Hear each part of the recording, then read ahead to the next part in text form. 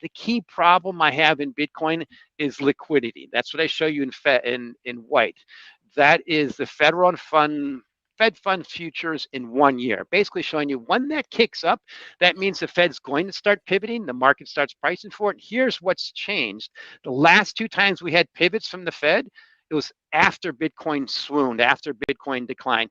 No, the Fed doesn't care about Bitcoin, but it's a good leading indicator. So I'm hoping maybe as Dave, and I know Dave's going to be right eventually about this, Bitcoin can start showing strength above that 30,000 level and reject that downward sloping 100-week moving average. Mike McGlone, commodity strategist at Bloomberg, highlighted on X, formerly Twitter, on October 2, 2023, a concerning trend in the cryptocurrency market despite Bitcoin rising above $28,000 on Monday.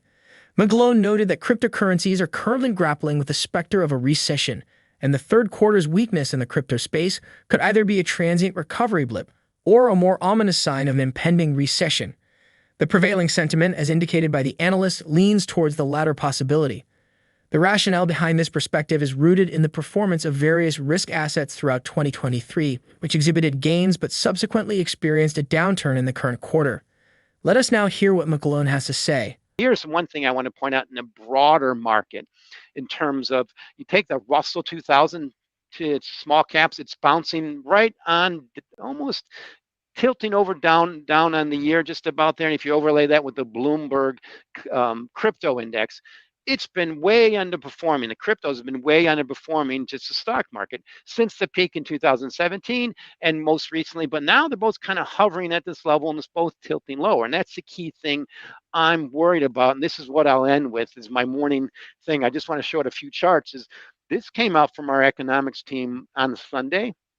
And it's completely counter to what most people were thinking 6 months ago. And this is our economics team has remained steadfast, as I have, that this recession is going to be a great reset. Now they're starting, everybody kind of gave up on it. They never did. Now they're starting to tilt over. Yes, it might be as bad as some people think, even though the Fed thinks it's going to be a soft landing. So to me, that's where I want to end with. And to me, that's where the macro is so important is if the stock market drops to a normal recession, it'd be wonderful. So for Bitcoin not to fall, right now it's showing divergent strength. That's great. But if we get the normal 30-40% correction, risk assets go down and Bitcoin's one of the riskiest back. It's like, it doesn't show good chart. Let me the market tell you. And that's what I'm pointing out here is if it can at least sustain, a day like today is great. What we've seen the last few weeks is great. What we've seen in Q3 is not good because Bitcoin was the first one to go down. Now look, stock market's rolling over and following it. Yeah, Bitcoin's bouncing a little bit. I get it. But absolutely, that's every day you look at this. So this is what I keep things showing here is if Bitcoin can show divergent strength versus negative liquidity and the stock market going down, there you have Dave's thesis kicking in. It's going to kick in someday. But so far this year, let's remember what's happened. All risk assets went down last year. All risk assets have gone up this year. Bitcoin has started going down before the other ones have. Yes, it's bounced the last few days. That's the fact of what's happening. So absolutely, that's where we're going. But it's the key thing. I want to put some levels on this without just trying to be the doom and gloom guy. Let's take a talk about, and to me, not only this is not doom and gloom. This is from someone who spent his whole life on the phones with clients and running money. And this is awesome opportunity for people who trade, who manage money, who are not just, I've been long for the last 10 years and I buy every dip. That's what's going to change. And that's why I'm going to show one more chart. I want to point out this is the key thing, putting some numbers on it. I overlay here, it's again, my main liquidity thing, Fed fund futures a year from now. Can't emphasize that enough. When that keeps going down, that's price going down, it means they're not going to provide that liquidity. What's the number one rule in markets? Is liquidity. What's the key thing that's kept the stock market going up for the last 50 years? Every time it goes down, the Fed would ease. Here's a simple measure of what's happened since 2015. If you overlay the S&P 500 with copper, just take the S&P 500, divide by 1,000. It's the same price as the dollar price of copper.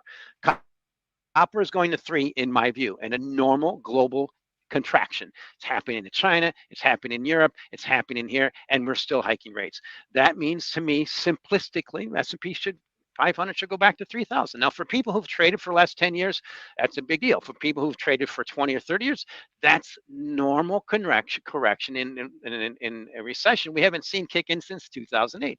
It's just the way things work. But then you add into the human nature, which Dave and James have mentioned. That human nature is the thing that I find so intriguing in this market. Is people will not believe it, I think, until they have to sell at lower levels, until their brokers give up. And I think this will be one of those cases in history. The only time will be to go in to buy risk assets, with the exception of maybe Bitcoin or gold or treasury bonds are not risk assets, is when everybody gives up. And I didn't say if. It's just the way it's always happened in history after you have the biggest pump in liquidity ever. That's just in the early days of dumping. Let's remember this. M2 is still negative. The Bloomberg Galaxy Crypto Index is observed to have underperformed relative to expectations. The analysts suggest that this may signify a fundamental shift for an asset class that had become accustomed to thriving in a zero interest rate environment. Drawing historical parallels, the strategist points to instances such as the spike in U.S. Treasury yields preceding the 1987 crash and the peak in crude oil prices in July 2008. McGlone also extensively talks about PPI, which is the Producer Price Index. But what is this PPI? The Producer Price Index measures the average change over time in the selling prices received by domestic producers for their output. It's a type of economic indicator that reflects the trend and magnitude of price changes in the primary producer sector. Unlike the Consumer Price Index (CPI), which tracks the prices that consumers pay for goods and services, PPI focuses on the prices that producers get for their products. It can be used to gauge inflationary trends in the production sector, adjust contracts with price escalator clauses, and convert nominal economic measures to real terms. PPI often covers three areas of production: commodity-based, industry-based, and stage of processing-based. Changes in PPI can be influenced by various factors such as production costs, supply chain disruptions, or changes in demand. An increase in the PPI might indicate that producers' costs are rising, which can eventually lead to higher prices for consumers if the increases are passed down the supply chain. Conversely, a decrease could indicate a drop in demand or an increase in supply. Now you have understood what PPI is all about. Let's hear what McGlone has to say about them. The stock market has to go down basically for the dollar to give up the ghost to not break the global economy. And to me, that's where you see that spiking in bond yields. We see this spike is the most significant ever in log. But what I want to also point out is what a few things that Dave said about I'm expecting severe deflation, which is a normal situation after you have a massive spike in M2 like we did. This is M2 money supply. Mm-hmm.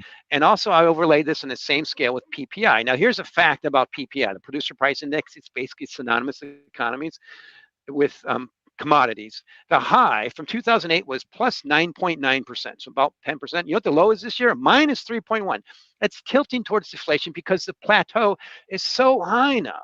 Like the average home, we talked about this last week. A home average is around 400. Before a couple of years ago, it was 200. Now there's only a lot of room for that to go down, which shows deflation. And to me, that's the main thing that's going to be happening, is kicking up to normal deflationary trends. And there's one thing I also want to show is there's a big problem with alts. What I show you in white is just this is the market vector digital digital assets 100 small cap index divided by Bitcoin. I mean, it's just trading lower. That makes sense. I mean, Bitcoin's the benchmark crypto. But what is the overlay with liquidity from Fed funds? It's heading lower. The key thing I'm worried about is what happens if the stock market takes that lead and heads lower. And the one thing I want to point out is when you talk about crude oil and commodities, this is the number one chart that's been pressuring crude oil for the last 15 years. What I show you in white, that's the excess of liquid fuel production versus consumption in the US and Canada. Running around 6 million barrels a day. That's enough to fill up the SPR in about 70 days if we just cut off exports. Sorry, rest of the world, but we can do that. Right before this massive spike in 2008, it was running a deficit of 11 million barrels a day. What is that about? That was during the Obama administration. It's just fracking and horizontal drilling, the ability to create more with less and use more. That's the significant thing. But to me, what I just put in this little chart too is Fed funds.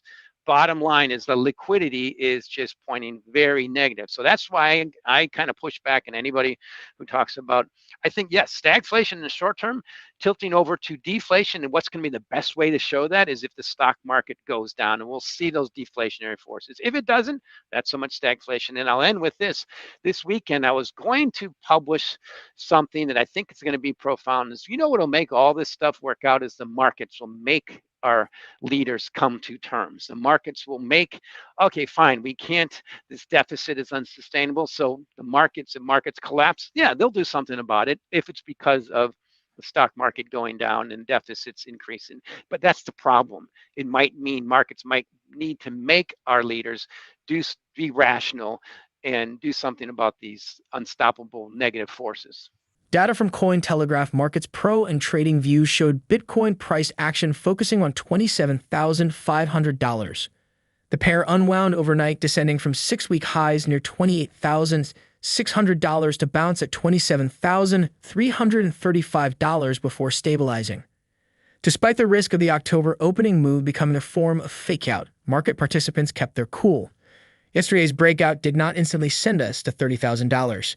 I consider this a good thing because those vertical moves often retrace. Popular trader Gel wrote part of an X, formerly Twitter, reaction.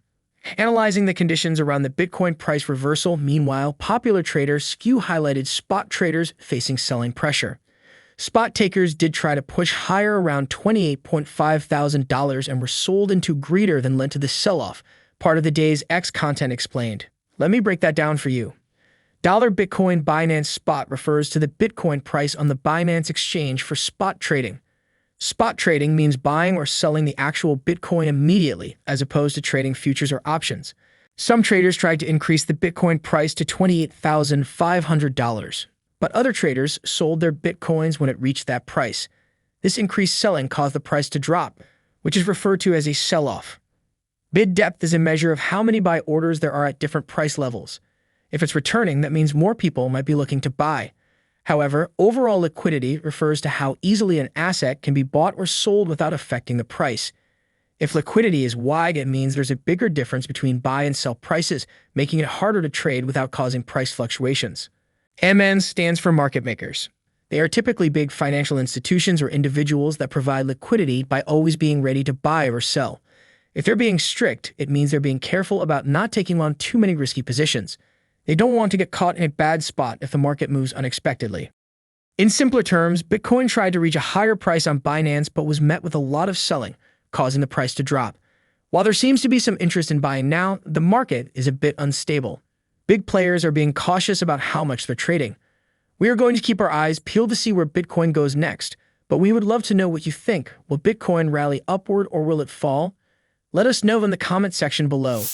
Also, don't forget to hit that like button, subscribe, and turn on notifications. Thanks for watching.